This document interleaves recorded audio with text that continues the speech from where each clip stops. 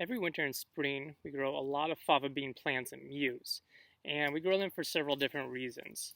One of the main reasons is fava bean plants actually put atmospheric nitrogen back into the soil. So most plants use nitrogen that's in the soil to help them grow and kind of pull that nitrogen out of the soil. Fava beans, as well as like other bean and pea plants, are able to take nitrogen out of the air and put them into the soil, which will help the other plants that come after the fava beans grow better.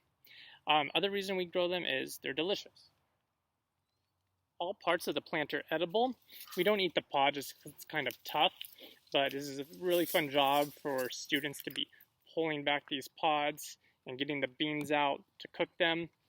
But the fava bean leaves, and I call this fava bean tops, the tender parts at the top of the plant, can also be stir-fried and are edible.